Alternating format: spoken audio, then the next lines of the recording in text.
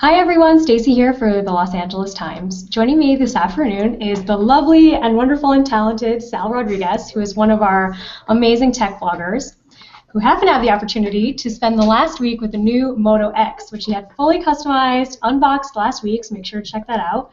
And he's here to tell us about it today. Welcome, Sal. Thanks, Stacy. By the way, I've never been described as lovely, so thank you for that. But yeah, here I am. Here's the Moto X that I've been checking out.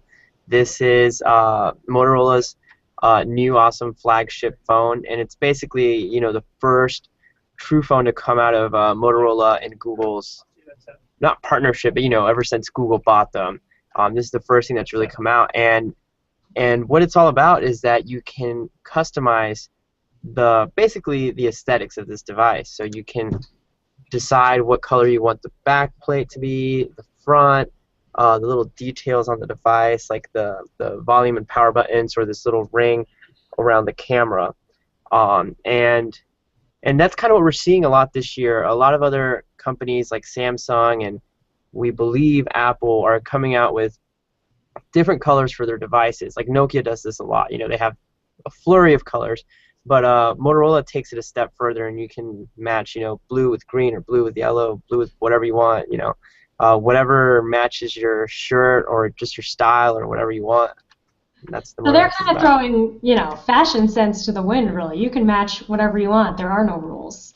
Yeah, definitely. And there seems to be even more options coming. Motorola said that they're going to have wooden back plates as well, which is something that we definitely haven't seen in the world of smartphones yet. And not just there's a wood plate option, but there's different kinds of woods that are going to be coming as well. So lots of different options. And some people, I was talking with one of my friends, and he says that he thinks this is fully what's going to happen in the world of smartphones, because these are like our little little computers in our pockets. And before, it was really popular to order your Dell online and then have it come to you exactly how you wanted it.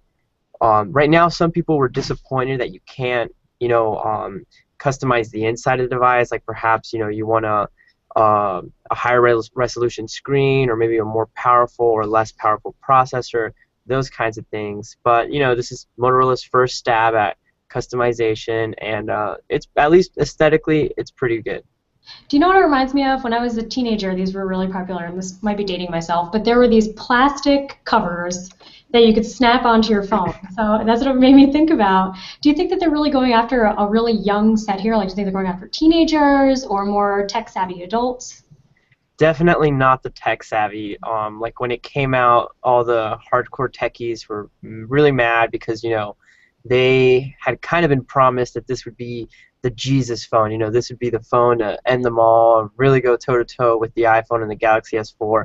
And on the inside, what they got was a 720p HD screen, which is not top of the line, and just a dual-core processor, again, not top of the line. So technically, it's not that great, and that turned off a lot of tech-savvy people. And I think that's because Motorola is going more for the everyday user. Nowadays everyone has a smartphone, but you really don't need that amazing screen. You really don't need the most powerful processor you can have, unless you are one of those power users. But if you're like me for the most part, or my mom, my brother, you really just want something that works for you, gets the job done, and if it looks a certain way, then that's awesome. And with their marketing, they've definitely gone after a younger crowd. In fact, they got some heat for it on the first day because they were throwing in a lot of sexual innuendos into their marketing. So they're definitely going for the younger crowd who's more interested in what the phone looks like than what it necessarily does. Right, but one of the best features that you discussed in the unboxing of it was this, okay, Google Now, you could talk to it versus even having to touch it. Did that really pan out? Was it what they said it was going to be like? Yeah, so this is a feature that Motorola has been adding on their own, and so it's in all their new devices. And basically, if you say those words, which I'm not going to say right now because it's fine-tuned to my voice, and if I say them, it's going to react, but it'll basically launch its version of Siri, and you don't have to touch the phone ever. So this is really awesome. If you're at work and you just have it right there, you could chat. Although that's kind of weird to talk to your phone at work, right? But if you're in a state where you can drive and use your phone. It makes it safer. But it works like this. So if I just say, "Okay, Google now," it Ah. doesn't work. So hold on. Okay, Google now.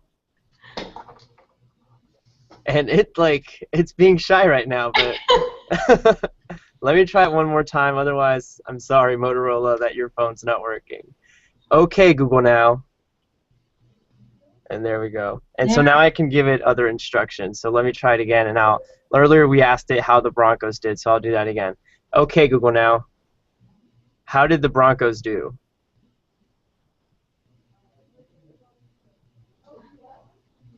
Ah, takes you right to Google, of course. 49-27. They're playing the Giants on September 15th at 1:25. So basically, it's like Siri. It's like all those other voice assistants, but it's getting the button pressing out of the way. It's supposed to be, a little more seamless. If there's any issue with it, it's the fact that there is kind of a lag. But this is probably something that Google and Motorola will improve as they go forward. And it's supposed to work only with your voice. However, like at one point during my week with it, I took it with me to a restaurant with friends, and I was trying to impress them, and be like, "You try to make it work," and sure enough, they said the words, and it did. And it's it's probably because we were in a busy place, so the phone was just trying to it had a harder time recognizing who was who. But it's a neat feature. It doesn't work exactly as you need it to quite yet. Another feature, and this one I believe is exclusive to the Moto X, is how you launch the camera. And nowadays, with Instagram and Twitter and Vine and all that, you really, sometimes you see something cool and you just want to take your phone out and go to the camera as quickly as possible. And that's what this is for. And I'll show it to you in a second. It works a lot of the time. Earlier we were having a hard time getting it to work though. And it also hurts. Like, it hurts more than any other. So you have to snap your wrist twice. So let me show you. But you have to go like that. And see, it didn't even work that time. Let me try it again. So Yeah. really giving yourself carpal tunnel while trying to take a picture. Yeah. I mean, for me to make it work, it's probably gonna have to hurt. So hold on. No, it's not even working right now. But essentially, you're supposed to go like that, and then the camera will launch. So it kind of makes the process quicker, but they could also just go the way of Nokia and just stick a button right there. That's a little easier. But How's the camera though? Is it a good camera? it actually is. It's a 10 megapixel camera, and I showed this to my photographer friend, and she really liked it. The zoom on this is better than a lot of other devices. So if you are looking for a phone and you're going to be using it a lot for Instagram or that kind of thing, then the Moto X is probably a good option as well. Perfect. So the big thing though is, what about the price point? Because I have a little show and tell for you right now. A couple of days ago I had a little tragedy, if you can see it. Oh man. Yeah, I know. And That's always sad. It's a little depressing, I'm not going to lie. It feels like a piece of me died. But I'm in the market for a new phone, so I'm thinking, am I going to spend a couple of $100s to replace my iPhone, or should I pick out something new? Do you think that the price point is good enough on the Moto X to compete with phones like the iPhone?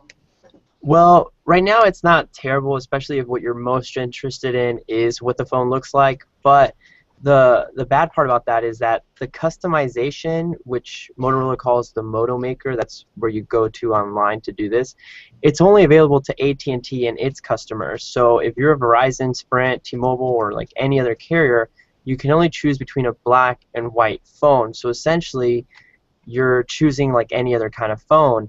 And at that point, it's at a price where it's competing against the HTC One or the Samsung Galaxy S4 or the iPhone 5, and it doesn't have the specs that go toe-to-toe with those devices. So if you're an AT&T customer and you really want to, trick out your phone, then the Moto X is a good option. But if you're one of those other carriers, I would say to hold off, especially because there are rumors on the internet, and some pretty credible ones, that this device is going to get a price cut, probably by about $100, which is probably where it should be. If it goes down to $100, that would be awesome. I mean, if you're just want like a phone that you can definitely customize, it would be a great price for this, especially because it is lacking those top of the line specs at this point. So I would say wait on this and see what happens, especially because Apple's about to come out with well, we expect them to come out with their new iPhones, and it's getting close to the holiday season, so people start discounting phones, trying to get rid of inventory, really trying to compete for your bucks so that their device will be your holiday gift. Exactly. Everyone out there, just so you know, I'm looking for an iPhone for Christmas. So. Or a new phone, not necessarily an iPhone. Mm-hmm. So really, though, with this customization, do you think that it's really that important? I mean, the cover market now, all these sleek little things that people have, and all the hipsters with their actual phones that connect to their iPhone. Is it really worth getting a customized phone?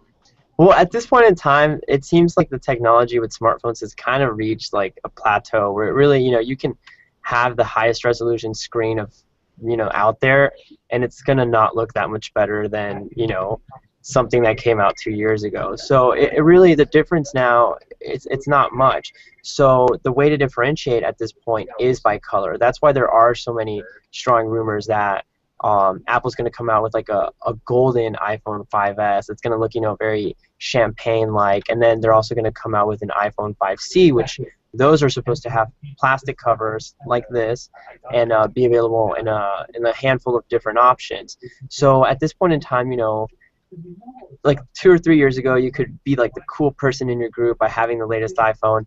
Now, if that's what you're going for, it seems that style and different colors, that's the way to do it. So yeah, it does kind of matter in that way, and that's why it seems Apple is probably gonna do something similar. Well, maybe I'll go original hipster and just go get a flip phone from '99. That's true. You can always do that. Well, do you have any other kind of tips on the Moto X for anyone in the market? Just be careful with your wrist, especially because it's not even gonna work half the time. So.